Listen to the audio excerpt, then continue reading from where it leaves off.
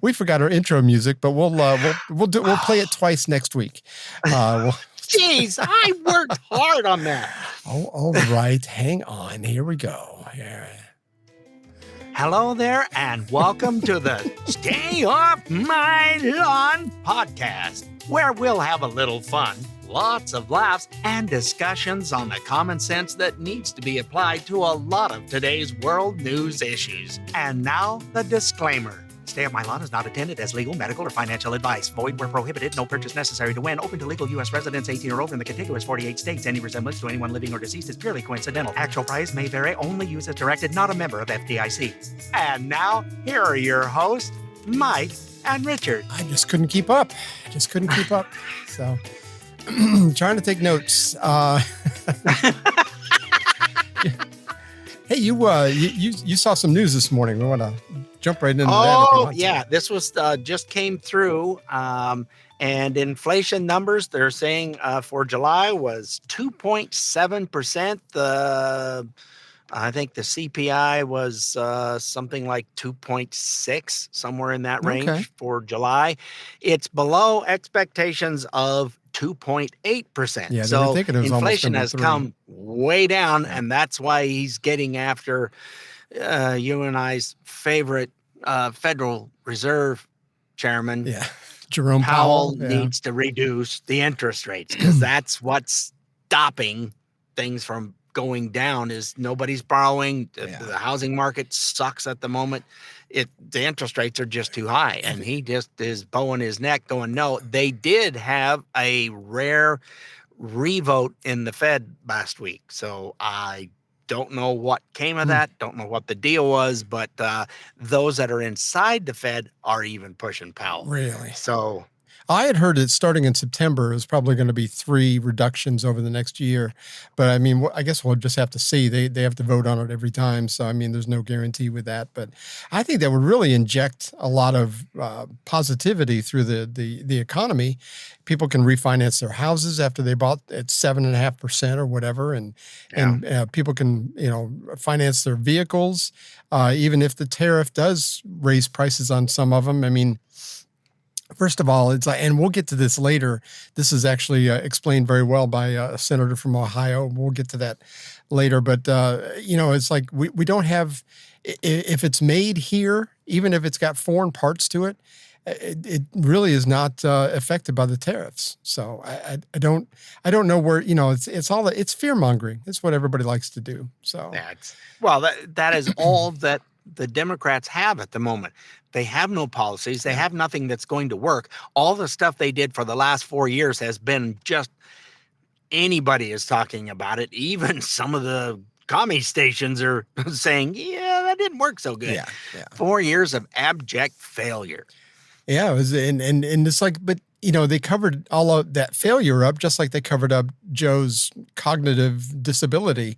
It's like, just don't look the other way. Look, here's a shiny thing over here, and it just didn't. Most of us that actually have functioning brain cells, I got a couple of them. We didn't fall for it, so I don't know. Well, you got to have two, so the synapses and they fire back and forth across each other. That helps a little. They keep each other company for me.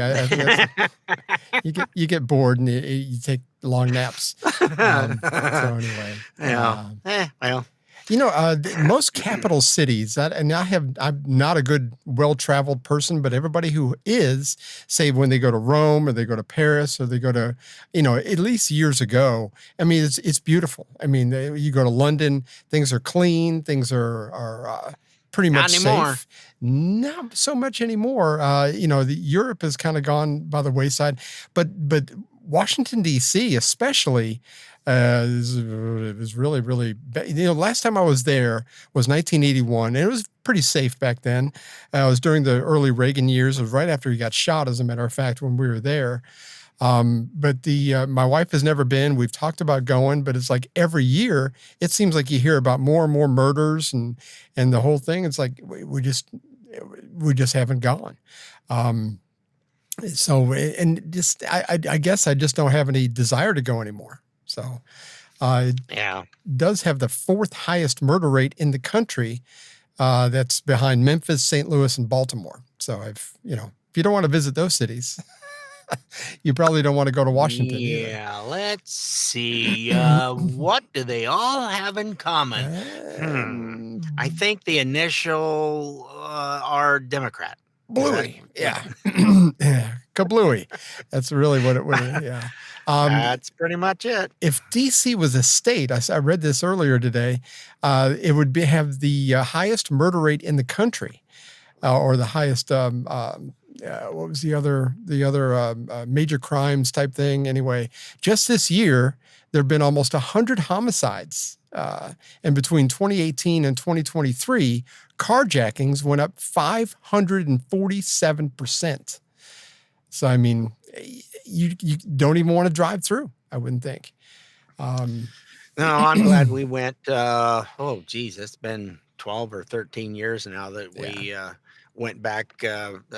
Daughter and her husband, he was stationed in, what is it, Dahlgren, I think, Virginia. And it was only about an hour and a half drive to go up. And then you parked and then you went to the tube underneath and popped Oh, up in okay. DC. Yeah. And we spent the entire day. I got to see the changing of the guards and the That was presenting of cool. a I saw wreath that too. at the Yeah. wreath of the The Tomb of the unknown Unknown soldier. Soldier. Yep. Yep. Yeah, we got there late. The bus, all of a sudden, the bus was coming toward us. You know, they're driving in Arlington, and it got to us, and then it stopped, and our bus was going a different direction. They said, if you want to go, this is the last one that will be for the major whatever to go up and see for the evening, because it was like after 5 somewhere in through there. But yeah, the whole bus emptied off, got on the other one. They took us up there. There wasn't hardly any seats left, so I just stood. I had a very nice camera that my daughter had at the time, and that's how I looked over the rail. Here they come, and I just got a great picture of the guys marching out with the wreath to change it, and was a lot of very respectful people. Um, Oh, and it was to be one of those soldiers, I mean, there's really stringent. You have to be 6'1" at least. You have to have it be a certain weight. I mean, it's incredible. But it's really, really kind of cool to see. And then the eternal flame on JFK's tomb and everything, that was kind of cool. Yeah, that was neat to see. It's it was a very, very memorable moment. I wouldn't mind going back and seeing it again. We went through some of the Smithsonian stuff. We saw the flag with the story on it in the Smithsonian about the Star Spangled Banner was written about and what took place. Of which there was a gentleman that had the story that he put out there, and YouTube said, "Oh, no, that you can't. This is not right." What do you mean it's not right? It's the same story I read when I was in the Smithsonian, and then they let it go back through again. Yeah, well, I mean, because it was some 18-year-old and that didn't understand anything. And that's the thing. It's like, Smithsonian is great though. If that was one thing I would want to see if I could go back is because I think even back then, back in 40 something years ago, there was Smithsonian was 3 or 4 buildings. I think there's even more than that now, where it's just, historical stuff. They had the Spirit of St. Louis hanging in there. There was it's just so cool. I mean, just so many different things. Not replicas of, No. but the actual thing. Absolutely. They had this flag was in a room that was all dark, and the lights that were there were something that wouldn't deteriorate the material and all that. And you walked in through a door, and you could walk along, stand there, and read the plaque on the story of it and the whole shooting match. And there was this humongous flag in there, and it was dark. I mean, you're going and seeing everything else, and then you go in, and it's like, where did everything go? I heard somebody talk. It was just really cool. I heard somebody talking about it the other day, and they said that the Washington Monument and the Lincoln Memorial, I mean, a lot of that stuff is kind of cordoned off. You can't even get near it anymore. I mean, they've just kind of supposedly for safety. Who's being safe here? I don't know, but supposedly you can't even get. You can't walk up to it like we did. I mean, we got pictures made right in front of it, and supposedly you just can't do that anymore. So, but the crime rate has just gotten so bad. The murder rate in DC is 6 times higher than New York City, if that tells you anything. Internationally, it's 3 times higher than Islamabad, Pakistan, and 18 times higher than Havana, Cuba. So I understand that they're just things are things are just not good. Well, Judge Jeannie Perot, that is now the, what is it? The U.S. attorney for D.C., I think. Yeah. For DC. Yeah. Yeah. Was trying to remember her title. Most of it is caused by these males, kids that are 12 to 17 years old, because they get treated as juveniles, and they go, once you say, they go color flowers with crayons and spend time doing that, and then they're right back out doing it again. The recidivism rate for that is huge. It's got to be 80%, 4 times of regular, prisoner type stuff that have been released and back at it again. It's because they have to treat them as juveniles. Well, then that might get changed pretty quick. I heard her get interviewed yesterday. I heard the clip yesterday. I don't know when it was, but she said that. She goes, if they're 17 or under, then I have no jurisdiction over them. They don't come to me at all, so I can't do anything about that. So the whole system really needs to be reworked, because, like you said, the juvenile crime rate, I mean, it's like it's a revolving door.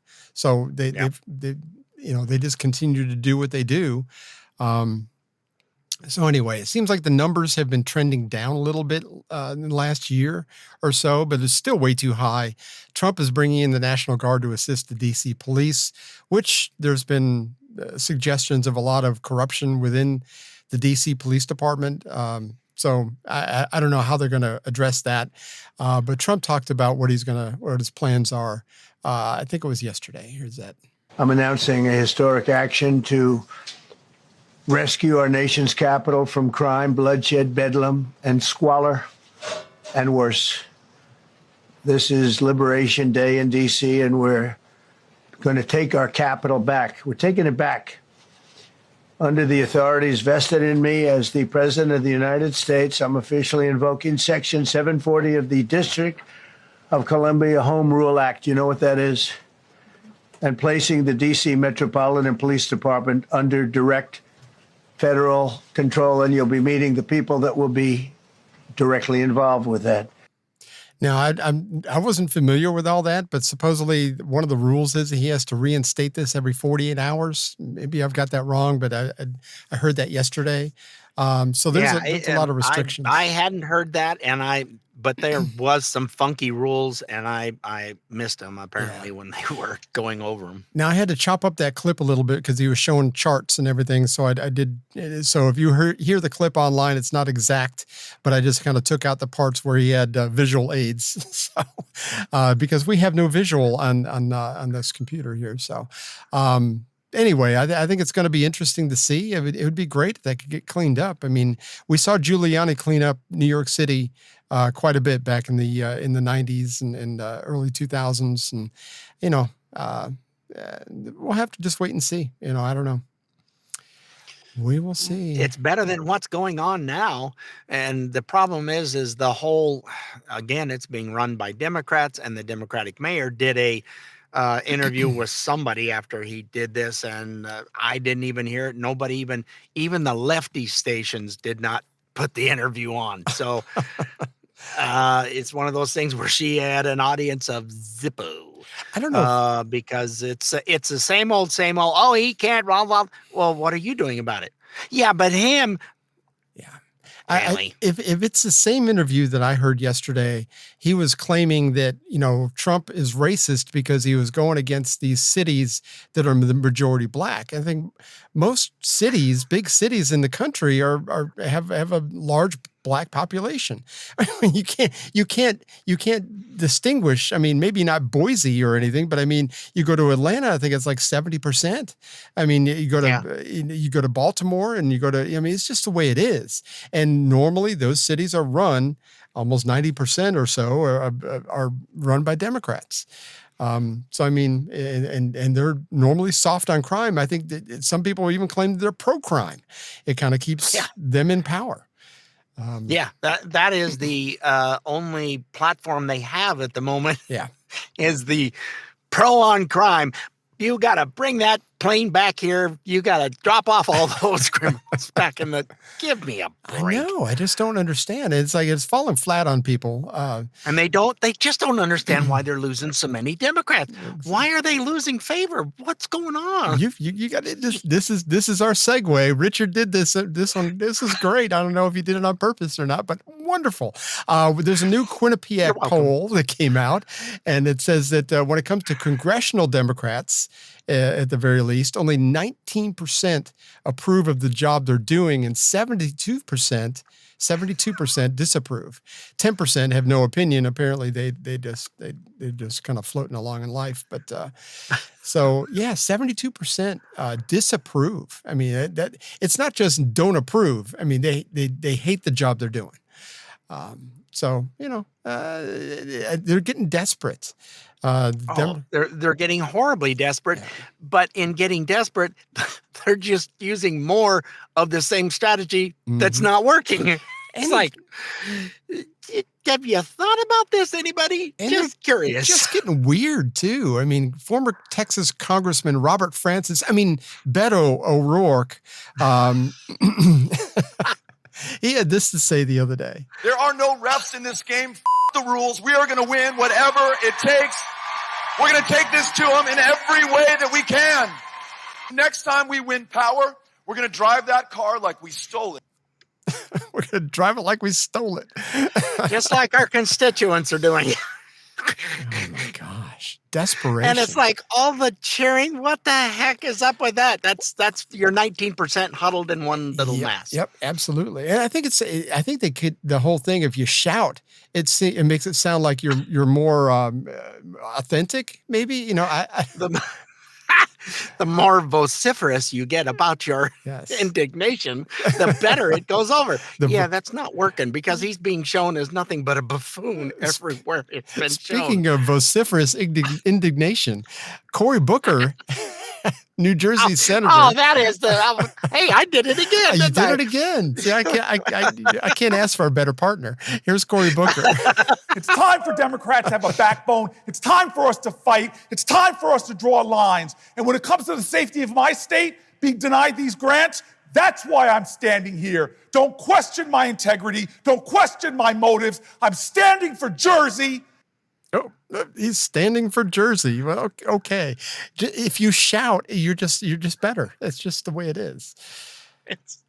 And he shouted and still didn't say anything. Exactly. That's the thing. And then, of course, if that's not bad enough, Greasy Gavin, he's trying to sound like a tough guy. I mean, he somehow, he's like Joe. Even when Joe had his wits about him, Joe saw himself as a tough guy. And I think Gavin's trying to kind of latch onto some of that. And here's Gavin being his best tough guy. Hey, President Trump, it's time to stand down. It's time to make another phone call to Greg Abbott. This time, instead of calling him and telling him you're, quote unquote, entitled to 5 congressional seats, it's time to tell him to stand down. It's time to recognize that democracy is at risk. It's time to, dare I say, do the right thing. Actually see how that feels for you, doing the right thing. If you don't, California will neutralize anything you do in the state of Texas. California will continue to punch above its weight. We believe in democracy. We believe in the enduring values of our founding fathers. 249 years. We're not going to sit back passively. We're not going to sit back and watch you light democracy on fire. We will fight fire with fire. Yeah, fighting fire with fire normally doesn't work. I mean, it seems like that's just so are you feeling strategy. Lucky, punk?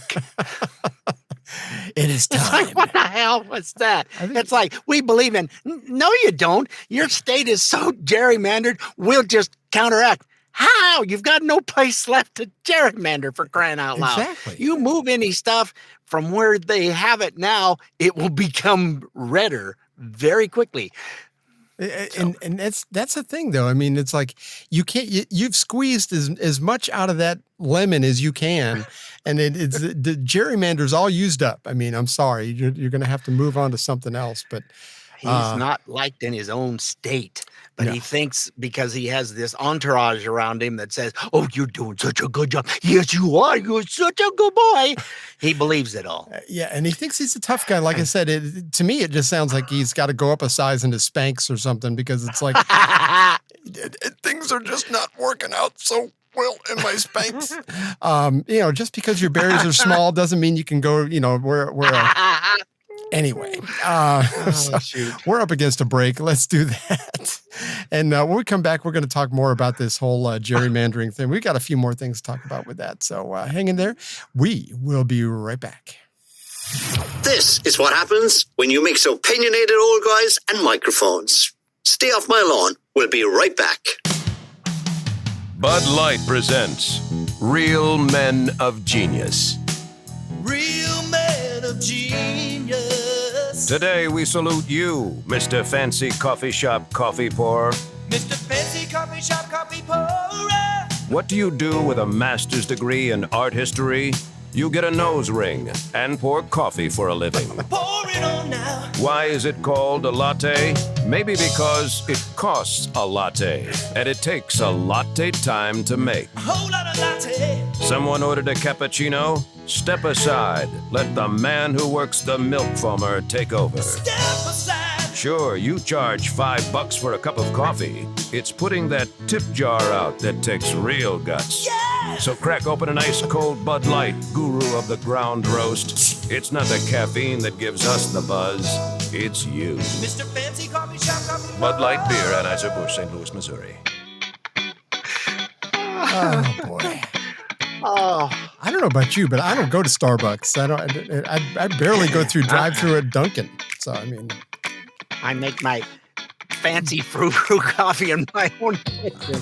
I get the 18-cent a cup, the bags of coffee that I make. I mean, it works fine with me. I mean, it kind of gives me the energy I need. Anyway, leading off of what Gavin was talking about as far as fighting fire with fire, I think what really frightens these people is that Trump is calling for a mid-decade census. Have you heard about this? He was. Yeah, it's because stuff is. There's been so many people that have moved from all these blue states to the red states that have left this horrible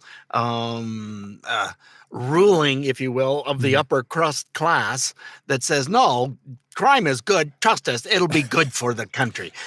No, they're going, this is not a place to raise kids. We're out of here. Mm-hmm. And that is what the heiress to in and outs in California. Oh yeah, packed up and moved to Tennessee. Franklin, Tennessee. She goes, I love California, but it's not a place to raise kids anymore. And I just don't like to be in that environment. And that's a good Christian business. And they just don't want to, they don't want their tax money going to, bringing in people for abortions and the whole thing. And I don't blame them. Plus their taxes are just so high. They moved to Tennessee. There's no income tax. And they probably made a nice deal. Georgia does that with a lot of companies. I think with Anheuser-Busch, when they built a brewery here, I started working there a year after it opened. They made them a 10-year tax-free deal. I mean, but the industrialized Northeast, they don't know how to make those kind of deals because they're so greedy, or I guess on the West Coast, same way. So yeah, these companies are gonna, if they can move, they're gonna move. That's why a lot of them have moved to Texas. Same exact reason. But anyway, with this new census, they're not going to count illegal aliens. So they're going to lose congressional seats. And I think that, because that's power. Again, that's what feeds Democrats is power. And they're not run by, convictions like most of us Republicans are. They're run by power and it scares them to death, seems like. I don't know. Shannon Bream had Kathy Hochul on, which is my favorite maroon, on her show about this subject this past weekend. And, I think it went kind of well. Here's how that went. Here's how National Review summarized it. They said it was only 3 years ago that New York's Democratic legislature drew up a map so brazenly contemptuous of basic rules that govern a district's contiguousness that the state's Democrat-dominated Court of Appeals threw it out. The New York Times at the time called those maps comically contorted. That's their quote. So your state's highest court at the time, all the judges appointed by Democratic governors, they threw the maps out. So fair to say Democrats have done what they're now accusing Republicans of doing. No, we followed the rules. We do it every 10 years. We base But it on the court census. said you didn't follow the rules. Well, we did follow the rules. So the court was wrong? Well, we followed the rules. So the court was wrong? Yes, but no, we follow all the rules. No, you don't. She wouldn't know a rule if it came up bitter in the nose. So, I mean, goodness gracious. Even on Meet the Press, on, was it NBC? Is that Meet the Press? CBS? It's one of those two. It's one of those two. Yeah, I don't think it's on ABC, so it's one of those two. I believe so. I want to say CBS, but it doesn't matter. Yeah. It's a Libby show. They're on all a the Libby same. station. They're Whatever. all the same. Yeah. They were interviewing Illinois Governor J.B. Pritzker, the 400-pound governor up there, and he was pressed on the gerrymandering of his state, and that's how that went. Every major group that grades the fairness of congressional maps gives your state an F. Common Cause, a nonpartisan government watchdog, even says your map, and I'm going to quote, represents a nearly perfect model for everything that can go wrong with redistricting. And I guess the question is, you talk about preserving democracy. How do you preserve democracy if you're using the same tactics that you've criticized Texas Republicans for? But as I say, what they're talking about is a distraction. The reality is that the violation of people's voting rights is what Texas is attempting to do. That's what's wrong with their efforts right now. And the fact that the president of the United States knows it and nevertheless is asking them to do it. That is what's wrong with what we're seeing right now. Democracy is at stake. Yeah, democracy. Wait a minute. It's like stopping people from voting. Oh, you mean having ID, showing that you're an actual citizen to vote. Oh, there's two more. But it's like, give me a break. I mean, voting in person, Wow. I think paper ballots, I think all that stuff should be coming back. But, it's if anybody's fighting fire with fire, it's Texas now, because they're actually redistricting the way other states have done for, 30, 40 years now. Well, it's probably even longer than that. But I mean, you're pushing in the 50 years. Yeah. But the thing with California, California is moving to Texas. Yeah. That is the biggest place that they're going is to Texas, because the climate is a little better. They get up here to Idaho and it's so beautiful. It's nice in the first winter. Oh my Lord, it's cold. And the snow. How do you drive in this stuff? Do you just shut down everything? No, we go to work and it's just fine. Yeah, they move during the summertime and they think, this is not so bad. It's like a Santa Ana wind for 3 months. But and then November shows up. And then when they move to Texas, they move in the wintertime, they all of a sudden they get the summer in Texas. It's like, it's so hot. It's like, but hopefully they don't bring their voting record with them and try to change the state into what they just fled. Again, places. Yeah, don't bring the crap that you caused over there over here, because no. Yeah. And California, Illinois, Connecticut, we were talking about this off the air. A lot of them, if you look at them, it's like there's hardly any, if zero, Republican representation in their state. And we talked last week about Illinois. There's 17 House seats in Illinois, 14 of them out of a state that votes 40 to 45% Republican. Only 3 of them are Republican seats.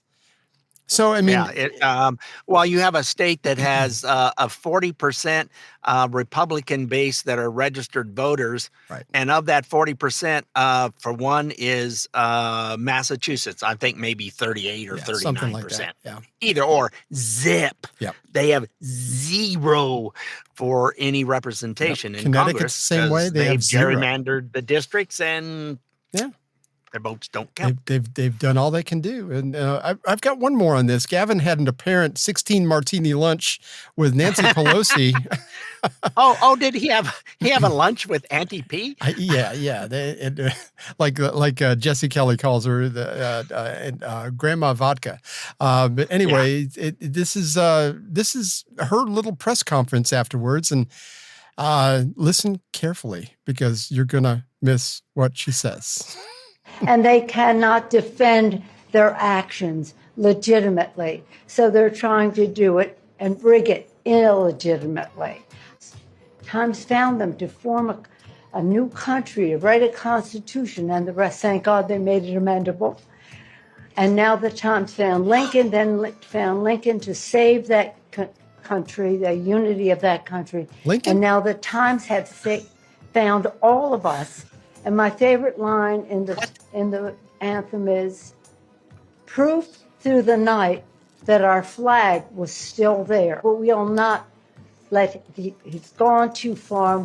They have hit out at our democracy, something that we're unified on to honor our oath of office to protect and defend the Constitution of the United States. So this isn't two wrongs, or as was mentioned. It's not a wrong in what we're doing.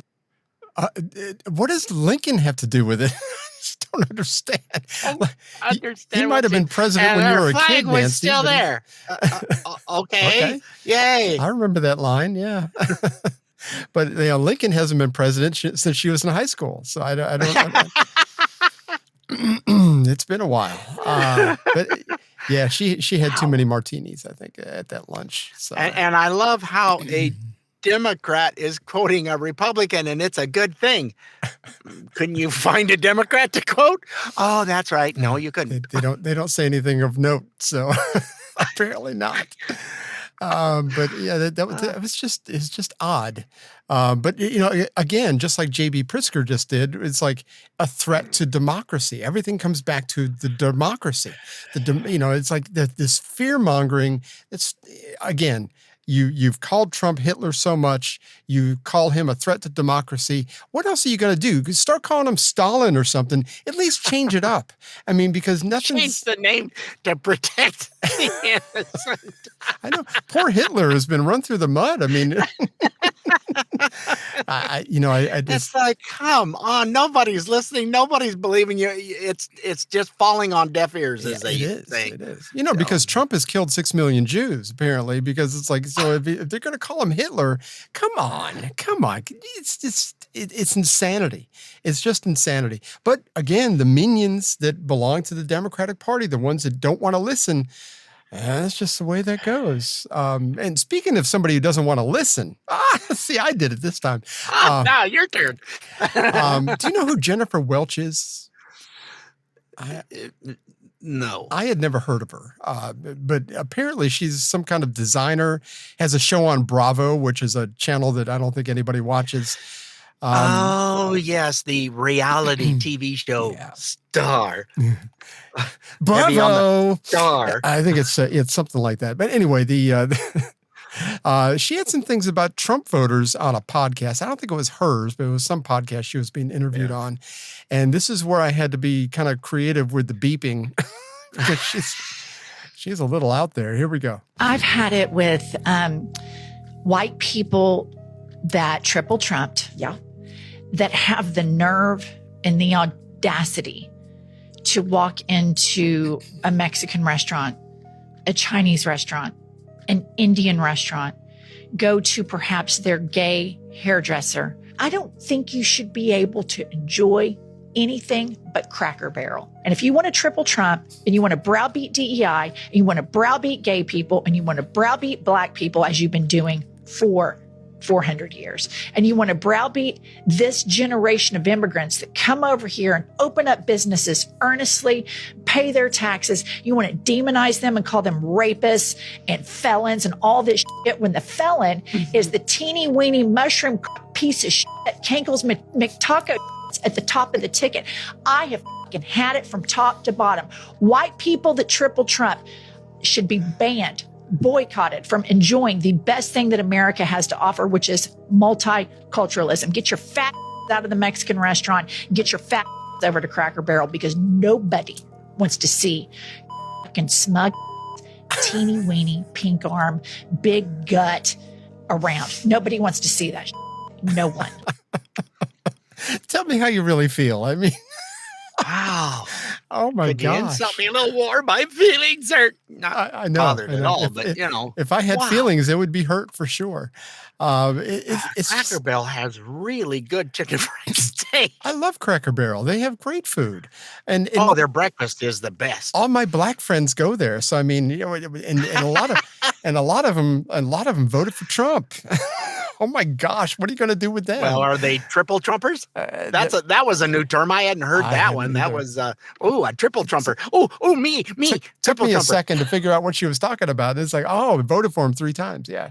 No, it's like that's right. 3 times. Why we're browbeating black people, immigrants For 400 years? 400 years. Did she not hear about the Civil War?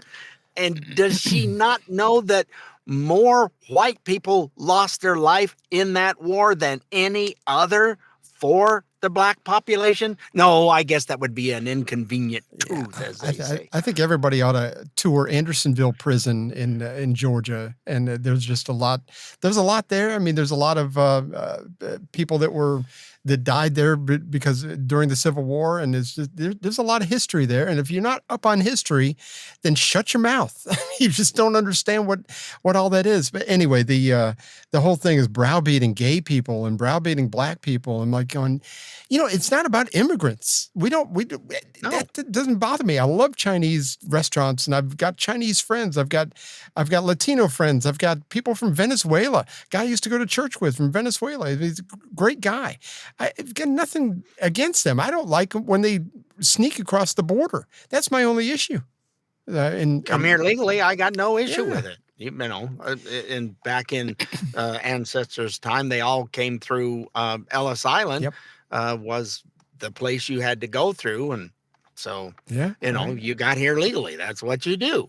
But yeah, I do believe that our immigration stuff needs to be reformed, because really someone has to wait 7 to 8 years to get here legally. I agree. I understand that, you get impatient about it.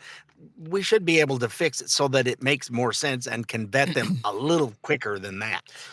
And we had a clip from Obama from 2008 where he was talking about, I think that we should, and I totally agree with him on this, that we should be able to fast track those kind of things. Learn English, and learn the history so you can take the naturalization exam, and it's fine. It's fine. If it takes a year or less than a year, it shouldn't be so expensive, because sometimes it can be very expensive. I know people from Haiti and Denmark that they're a married couple that it took them a long time to get their citizenship, and I totally get that it's probably too encumbered, too much red tape. I get it. So I agree with you totally that we should be able to streamline it a little bit, much more so than we had a gentleman when I was doing route work and training people that he was from Mexico, and he'd been here on a work visa. Excuse me. And he was working at becoming a naturalized citizen. And you have to work at it. While we were working together one day, he was asking me questions that were on the test, and I'd give him an answer. And after about the 5th question, he goes, "There's nobody knows these questions like you." Because I asked them and they don't know what I'm talking about. So it's, I paid attention. We had civics when I was in school, and I enjoy American history.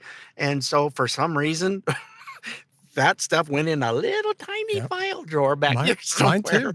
Mine too. And because I was interested in it later on, I actually paid more attention even after high school, because it's to me, it's just interesting. I love ancient history. I love recent history. I love all that stuff. So yeah, I mean, but remember that guy on Instagram when you were talking about people didn't know? I remember that guy on Instagram that goes around and asks simple questions. Who was the first president out of the on United the street, States? and they're going, who? They're like, Biden? Like the vice president. Who? Exactly. And he always says, yes. Yeah. Great answer. Great answer. Let them stay stupid. But some people... Don't correct them, just let them stay stupid. Some people you just can't reason with. Obviously, this woman is one of those people that, they're just so committed to their anger and their hatred. And Jesse Kelly said last night on his show, it's all about revenge for them because we're in power. They hate it. And just like Beto O'Rourke said earlier, it's like, it's about power. When we get back in power, we're going to drive it like we stole it. And it's like... okay, to us, power is just a way to get things done. For them, power feeds their ego and feeds everything about them. It seems like. Anyway. Yeah. Well, how do you go through life being that mad and angry all the time, especially at a Mexican restaurant when you can walk in, sit down, you have chips and salsa to eat immediately. What's They're to be bringing mad out about? nice slushy drinks that are the best. I mean, how you're having a great time. Why would you go in there and that's what you think about? Is that those people, they look like they're conservatives. Yeah. Well, why do you go through life worrying about it? Who gives a crap? And that's the thing. It's like you and I both go to Mexican restaurants all the time. And it's like, I don't, it never enters my head. I wonder if that waiter is an illegal. No, I don't care. I don't care. We go see Sylvia all the time at the Mexican restaurant up the road from us. Takes us 5 minutes to get there. One of the best places. Our friends will drive all the way in. They're like, it takes them over a half an hour to get out this way. We're going, we're thinking about going up to Alejandra's. You want? Yeah. They go, it's better than anything in town because it's authentic and so good. We got a place in town called Santana's, and it's very authentic. Everybody's got a really heavy accent if they speak hardly any English at all. And that, to me, that just tells you the food's going to be great here. So, and it normally is. We are up against another break. When we come back, we're going to hear from the valedictorian of UCLA, which is something you got to hear. It is something to behold. Well, somebody who just reduced their chances of getting hired somewhere. Yes, they did. So hang in there. We'll be right back. You know, I love the Stay Off My Lawn podcast. In fact, everyone loves it. You know why? Because they're well-informed and make me laugh. It's a winning combination, and I know all about winning combinations. Are you or your loved ones suffering from illnesses such as TDS, also known as Trump derangement syndrome? Do you dismiss or deny the current issues facing our country, such as historic inflation, illegal immigration, corporate corruption, World War III escalations, and the chronic disease epidemic? Are you willing to elect someone who was the least popular vice president in modern history, and who offers no policy or vision for America simply because your brain keeps telling you anyone but Trump? If so, you might be struggling from TDS. It's an old commercial. Introducing Independence. Independence allows you the freedom to finally think independently once again. Instead of believing everything you hear from the mainstream media, Independence allows for constructive critical thinking. I used to hear people on the news say things like, Donald Trump and the movement he has encouraged are a threat to democracy. And I instantly believed it.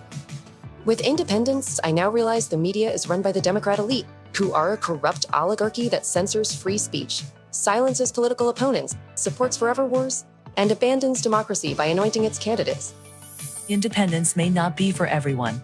If you enjoy being lied to about your president's cognitive abilities, support Orwellian totalitarianism, or are excited about communist fiscal policy, Independence may not be right for you.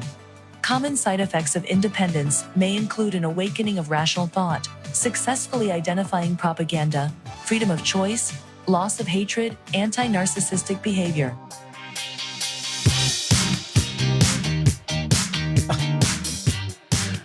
I probably need to get rid of that commercial. It's from last October. But the side effects, at least it doesn't cause leakage in a spot you don't want. Oh, exactly. Just put a pad on. You're going to be okay. But it's TDS is still alive and well though. So. Oh Lord, yeah, as that lady proved, who was okay. We'll see what happens with that. Exactly. Oh, and I love our next guest. Yeah. Really bringing home the unreasonableness and not thinking for yourself. Here is the valedictorian of UCLA. I think it was from this past year, and part of her speech. And in a country that not only refuses to protect, but actively persecutes, scapegoats, and villainizes the indisputable backbone of immigrants who make America what it is.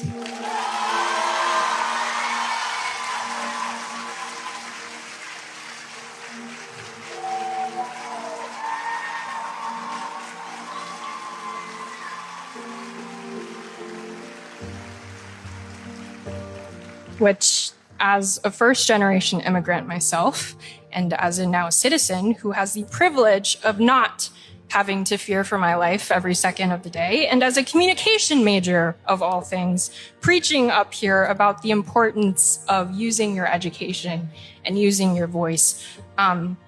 Excuse my language, but to that I say fuck ICE and fuck the Trump administration.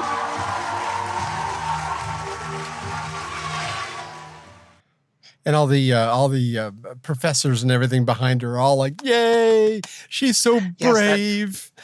Oh, that indoctrination center has done their job, haven't they? That's what you've been calling it for a long time. And man, that's a perfect picture of it right there. Just what it is. It's like, really? Man alive. And yeah, we couldn't do much more of her speech because your little beep would have gotten a worse workout than, she just, what she essentially did was thinking she was all cool because her little close-knit group of friends that have also been indoctrinated by teachers who also were happy to indoctrinate you because they were indoctrinated, all think that is just the best way to be. Well, you get out in the real world and you go, what do you mean? Yeah, I'm sorry. We've gone another direction. Right. We've hired another candidate. Do you want someone that's going to be disruptive, a pain in the neck? I will tell you that there were HR departments here a year or so ago that were saying if they put their pronouns on their resume, they don't hire them because somebody who's doing that thinks they're self-important. They're not a team player. They call in sick more and they cause more problems than anybody else. And it's like, we don't need this kind of issues in our company right now. It's not the way we want to do business. And so they were not getting hired. I don't blame them at all. I mean, I get a friend request on Facebook or even LinkedIn, and it's like they got their pronouns in their profile. No, I'm done. Sorry, move on. Yeah. Yep. Not interested in that. I am not for you. Put it that way. I like what Oklahoma is doing for, speaking of teachers that are indoctrinated, that are maybe coming over from, say, California, because they're moving into Oklahoma just like they're moving into Texas. Absolutely. They have a nice little way of weeding them out or whatever. It's something that they have to do to be a teacher in their state. Yep. So what do you have for us there? They're taking practical steps. Here's Nick from the Nick's Right podcast explaining how all that works. Did you guys hear what Oklahoma just did? They're now the first state in the country to roll out an America First certification test, and it's specifically for teachers coming from states like California and New York. Yes, if you're a teacher moving to Oklahoma from a blue state, you're going to need to pass this test before you can teach. It covers a lot of things like American history, civics, the Constitution, and yes, basic biology. The idea is simple. If you're going to teach kids in Oklahoma, you need to understand and support the values that built this country. And no, it's not about party politics. It's about truth, responsibility, and respect for this nation's foundations. Oklahoma Education Chief Ryan Walters said they're not going to let radical agendas sneak into the classroom. They're partnering with groups like PragerU to make sure teachers are well versed in what they call common sense civics. And honestly, they're saying a lot of people are applauding this, and I can see why, because it's common sense. Because if you're leaving a state where the educational system is crumbling, maybe it makes sense to check if your teaching lines up with the values of a new place you're moving to. This isn't about banning people. This is about raising the bar. But let's be real quick. Would you want your kids learning from someone who doesn't believe in the basics? Oklahoma just drew a line in the sand, and I'm so hoping that all the other states will follow. So here's the real question. Do you think this will start a trend? I sure hope so. Yeah, I would hope so. I mean, let's get all the red states on board on this. I think it's a great idea. So. I'm all in for it. I wish we would do more of it here. And to be honest with you, share. Man, I can get this right out here just real good. Finance and I'm just not bumming all. Anyhow, I think that the members of Congress and or the Senate, if you got voted in, you need to take a civics test. You get 3 tries or you're not going to get seated. Yep. No doubt. I think that's a good idea. If you don't understand how the government's run or the history of the government and why certain things are put in the Bill of Rights, that, sort of like the Second Amendment to keep us from a tyrannical government, then yeah, you shouldn't be serving. I totally agree. You need to know what the Bill of Rights are, what the Constitution says. Yep. It's just basic stuff. That's the laws that are in place that you can make new laws of, but anyway, they need to be. They need to know. Those founding documents don't take that long to read. Now, you get in the Federalist Papers, it might take a little bit of time, but you can get through the Constitution and the Bill of Rights in about 5 minutes. I mean, it doesn't take long to read through it. I mean, that's not that long. It's really not that my long. wife got a Bible with the Constitution in the back of it, all written out for you. Interesting. Yeah. I thought that was. I'm going. That's kind of actually really neat. So it's different. It's in plain English. If you try to read it off the original scripts, it will take you a while. Because the way they wrote was not the way we write. And if you can't read our writing now, you're never going to be able to read theirs. Thankfully, they're bringing back cursive writing and reading, supposedly. So we'll have to wait and see. I don't know. Who knows? Ohio Senator Bernie Moreno, by the way, he's a Latin Trump ally. He was born in Colombia. But anyway, he was on CNN's Caitlin Collins show the other day talking about tariff price hikes that haven't really happened yet. And the reasoning behind those tariffs. This is a bit lengthy, but he makes some really, really good points. So here we go. What would you say to the consumer who's watching that, who's worried that they're going to have to pay more for their car tonight? Well, actually, March had the record car sales in the month of March. Sales are booming. I think there's a lot of inventory, probably 60, 90 days worth of inventory. So if somebody's really concerned, they can go buy a car today at dealer inventory and not have to worry about the tariff at all. But ultimately, what we're looking to do is very simple. We need cars made here in America that are sold here in America. It's extremely important that happens to rebuild our middle class, rebuild our industrial sector, rebuild cities like the ones I represent in Ohio. And of course, eventually you need customers. And if we keep gutting out our middle class, who are we going to sell these cars to? Henry Ford taught us that. Pay your workers well, and they can buy the very products that they make. One question, if there is, inventory at these dealerships, because certainly they have been stocking up in anticipation of this, especially with the 1 month delay that President Trump gave them.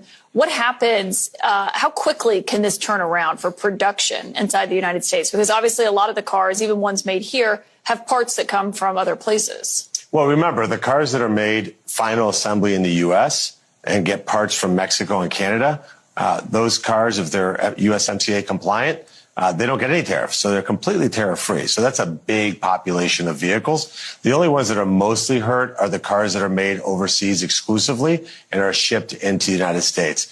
The ultra luxury cars, I think the Democrats should rally around this tariff, because let's face it, if you're tariffing a guy who buys a Bugatti for $4 million, it's a tax on the very, very wealthy. You'd think Chuck Schumer should be applauding that, right? What about a Mercedes dealership in Tuscaloosa, Alabama, though? Yeah, well, Mercedes makes a lot of cars in Alabama, a huge chunk of them, actually exports some, by the way. And I think those cars will only have tariffs as much as the engines, transmissions, and electronics that come from Europe. If the other parts come from the U.S. or Mexico or Canada, there's no tariff. We'll see what it looks. The former vice president disagrees. You were in the Rose Garden today with Vice President Vance, but Vice President Pence tweeted that the Trump tariff tax, he says, is the largest peacetime tax hike in the United States history. He says that they're nearly 10 times what they imposed during the first term, the Trump-Pence administration, as he noted. He says they're going to cost American families over $3,500 per year. If President Trump and Vice President Vance were hired by the American people to lower cost, what happens if their policies raise them? Well, again, they were hired to make it so that your wages outstripped inflation. So if inflation is at 2% and wages are up by 6%, they feel better about what they're doing. And look, no offense to Mike Pence, he's never run anything other than a political campaign. This is not a business guy. So he's repeating talking points. He was the vice president. Yeah, but he never ran a business. So he has no idea what any of this is about. He's never been in the private sector. These career politicians are part of the problem here in D.C. because they actually don't know what it's like to actually understand how businesses work. And what President Trump is doing is reversing the policies of people like Mike Pence, who sold this country out, that over decades gutted our industrial sector, shipped our jobs overseas. Cities like Cleveland, Columbus, Dayton, Toledo, Youngstown, these were thriving cities that produced a lot of goods. Look, why do you hold Pence responsible for that, though? Because he's just that group of politicians that were both Republicans and Democrats. It's not, again, him personally. It's just that group of politicians. A lot of the ones that I watched give speeches today on the Senate floor, they've been there for 20, 30 years while this country's been taken advantage of by foreign countries. Did nothing about it. and they don't know jack. But I mean, he made some really great points as far as I did Makes not a know. wonderful point. She kept going, well, why are you picking on Pence? Let's They all like Pence now make because he was excuses anti-Trump. for the rhino who was a horrible. He thinks, well, I'm going to be president. Oh, I can beat Trump. He got what, 1% of the vote? If And that, yeah, it was terrible. it was nobody wants anything to do with you, you rhino. Go away. But Senator Moreno made some great points as far as like I did not know that if the parts came in and the final assembly was here in the U.S., then you're good. There's a BMW factory down in South Georgia that's obviously the same way. So we really make a lot of German cars here. A lot of the car because we're the largest car market in the world. More are sold here than anywhere else. And yeah, the thing is, I did not know that either Canada or Mexico, if they're making some parts and such and whatever coming in, it's in North America. There's no tariff on it. But if you bring that engine in from over in Europe somewhere, then there's going to be a tariff on that engine part that came in, not the whole car, just the engine part. So. But if it's small pieces like electronics or whatever, like you said, then it's exempt. It's like the my truck I think was made in Mexico. My Japanese Tacoma. I mean, but it is what it is. But I mean, I bought it. I can't even do an accent for that one. I bought it in 2020, and we haven't had. I mean, I don't think the prices on those went through the roof starting in 2024 anyway. But I think COVID kind of like drove a lot of that. But I don't think they're affected by the tariffs at all. So. Very interesting stuff. But there's a lot of people that are walking away from the Democratic Party because of this whole lack of common sense and this just anger. And anyway, there's a political spokesperson for this place called Walkaway, California, Natalie Beisner. She talked about her waking up from her left-wing fog that she was in. This is really telling. It's very good. A lot of people just think if you're compassionate, and I know all of us are, that you're a liberal and you vote Democrat. And I never questioned that until 2020. And like so many people, I lost both of my jobs overnight. I never saw those jobs again, but still I did everything that was asked of me. I stayed home. I only went to the grocery store. I wore a mask inside the grocery store. I actually let my grandmother die alone needlessly, not from COVID, but just she took her last breaths alone and she didn't have to. But still, I did everything that was asked of me, but it wasn't enough because in summer 2020, I was told, you were told, we were all told that we could go out and protest or riot or loot on behalf of a criminal organization, but we still couldn't go to work. We couldn't visit our family. We couldn't visit our dying family members. And I support everyone's right to peacefully protest. And I would have been friendly to BLM because I was a raging liberal, but the hypocrisy blew my mind because at that point, we knew that most of us were going to survive COVID, but I didn't know if we were going to survive the response to it financially, emotionally, in terms of mental health, which is all the things that the Democrats claim to care about. And when I brought this up to all of my liberal friends, which were all of my friends, everyone besides my parents at the time that I knew was a liberal, I was called selfish and racist. And it's not just that we disagreed on how to deal with this unprecedented situation, because it's okay to disagree. But these people refused to acknowledge that I might have an honest reason for disagreeing with them. There was no conversation. It's just you're selfish, you're racist. So I walked away from the Democrat Party because for the first time in my life, I connected my suffering directly to Democrat policies, and I realized they actually don't care about the little guy. And you guys, if you're in LA, you know, we were in a mask mandate for 2 straight years without stopping. I complied for the first year, which I'm ashamed of, and then I stopped in May of 2021, and that brought on a level of harassment. I could tell you stories that you would not believe. We had vaccine passports. I couldn't go into a bar or a restaurant in the city that I have lived in for 10 years that I pay taxes in. I couldn't go into the library. I actually tried to go back to work early and get off unemployment and help get back to normal. And I lost that job because my boss was pressuring me to either get the shot or make a fake card, and I wasn't going to do that. So that's what we went through in Los Angeles. I know so many of you went through it in other parts of the country. It's why I'm no longer a Democrat. And it didn't happen overnight, but over the course of about a year, I went from liberal, atheist, feminist, Democrat to Christian conservative by the grace of God. Wow, it's good stuff, right? I mean, I think a lot of people have that same story.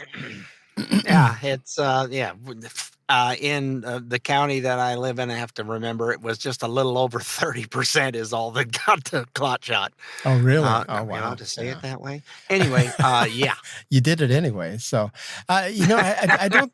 Oops. Did I accidentally say the clot shot? Oh, I'm sorry. I still see the advertisements. I think it's on Hulu when we were watching. It's like they still have the advertisements for the booster or for the remdesivir or one of the things that they want to charge you up the wazoo to treat COVID. It's like, who's still testing for COVID? I mean, I only did it once just because we were getting together with a bunch of people on Thanksgiving in 2020. And I just like, well, let's just make sure. And we were fine. But I mean, who's doing that? It's just insane. I don't know. It did wake a lot of people up. Yep. So, speaking of waking up, Chris Cuomo has been seemingly enlightened a little bit since leaving the liberal echo chamber of CNN. He made this post on social media recently. Stuck in traffic. I'm remembering right now. Wow. I'm wrong a lot. We don't like to say it. We don't like to admit it. We really don't like to correct it. But that is how you grow and you get to a better place. And it is such a precious commodity right now. I've been wrong. I've been wrong about political issues. I've been wrong about people. I've been wrong about myself. I've been wrong about my responsibilities. I've been wrong about my opinions, my tastes, my choices. I've been wrong. And that's okay. Hopefully you learn. Hopefully when you're wrong, you get to a better place if you do the work, unless you stubbornly hold on. And that's where so much of us are stuck. It's not just being wrong, it's refusing to learn what's right. I've been wrong. Have you been wrong? If you say no, you're wrong. I like the way you put all that. It's stubborn. Yeah. It's not about deciphering reality. It's about being stubborn. Yeah. Just because you left the Democratic Party, you instantly became a racist. You weren't 5 minutes ago until I just found out you left. Now you're racist. Yeah. It's like they just throw that word around. It doesn't mean anything anymore. It doesn't. It's like, just go ahead and it's another insult and nobody cares. It worked for so long though, because nobody wants to be called a racist. So it's like, so you kind of, well, I never did, but I mean, people would bow down and kind of do whatever they say because I don't want to be known as a racist. Man, you can call me whatever you want. And most people have, and I don't care. Anyways. Yeah, if you're a good person, I don't care if you're pink, purple, orange, or green. It makes no difference to me. If you're a less than desirable human being, I want nothing to do with you. Doesn't matter what your color is. Right, exactly. But it's good to see growth in people. Chris Cuomo grew up in a household with his dad, Mario, who's the ex-governor of New York, his brother, Andrew, another ex-governor of New York, both left-wing absolute lunatics. And then the job at CNN, being around Don Lemon and the rest of them, that is just this constant liberal messaging that he got indoctrinated. And I think that he would be the first one to admit that, I would think. But there is more evidence of his common sense maybe getting stronger. He said this on his show on News Nation the other day, and I think that's been a big driver in a lot of this. Here's that clip. By exposing what is wrong, we may have a better chance of counteracting this cancer and getting to a place where you can believe the tariffs aren't a bad idea, but they only are a good idea if they are used in the right way. Same thing with tax cuts, right? I like tax cuts. I don't like tax cuts. No. Who? When? Why? That's beyond right and wrong, right? Guns. Not yes, no. It's who? When? Same thing with Gaza. Okay? If you don't make any space for the idea that you may not have everything exactly as it is, that you cannot hold two opposing truths in your head at the same time, you need more aid in Gaza, and until Hamas surrenders, this will never end. Why doesn't anybody present both of these? Because you got to be one or the other. You're right or you're wrong. How can we ever expect to solve anything this way? That's what I want you to think about. He makes good points. I mean, but then that's what you and I try to do. We call balls and strikes. I mean, and it's like, people think, oh, you guys agree with Trump on everything. Nope, No, we don't. not We've at disagreed on several things, didn't care for the way something was said, maybe, and we'll talk about it. Absolutely. And we'll call it out. Let's get back to having some common sense on things. And one person is not all knowing, all seeing of everything. So, just kind of go with the flow, people. It's not that big a deal. We're going to make it. We're getting the country turned around because the direction it was in, everybody said, no, we don't want to go that way. Hence, it's 72-19 at the moment as far as approval goes. Right, as far as congressional approvals, yes. But, as far as disagreeing with Trump, I mean, just the most recent thing, we talked about it last week, about this whole Pelosi plan that Josh Hawley's put out, that, if you can't, you won't be able to trade stocks, individual stocks, while you serve in office. Trump doesn't like it. J.D. Vance doesn't like it. I don't agree with either one of them. I think that's, you just need to put that aside while you're serving and go back to it when you're done. But I mean, you've got access to too much insider information. I think it reeks of corruption or could, the opportunities. Yeah, again, I think it's what Cuomo just said. It's the person. It depends. There are some who, I was in this committee, so I can't trade anything that has to do with this committee. That's a good idea, and I'm just going to do my regular stocks. I can see that. So can see both sides. I don't totally agree with you being on one side of saying no, not at all. Right. And it's like, I don't think you should have anything that you're a committee member of that's going to affect a stock price that's automatically should get shut off. So that's kind of my thoughts on regulating that kind of thing. I guess, and I agree with you, but difficult. That would be extremely difficult. So, I mean, I don't know. I think there's a way around all that stuff, sort of like the Chinese exports, in order to avoid the hefty Chinese. Sending them through Vietnam. Vietnam, exactly. So, I mean, there's always loopholes. So, anyway, we need a palate cleanser after all that. Please, yes. Even if it is long, I don't care.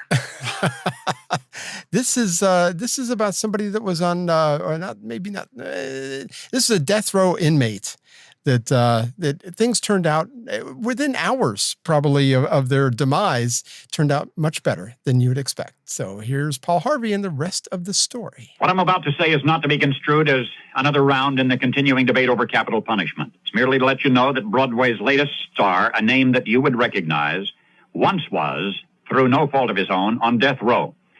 And it is because his name is so frequently spoken in the annals of show business and is for unrelated reasons the center of contemporary Broadway controversy that you just must wait a little bit longer for the rest of the story.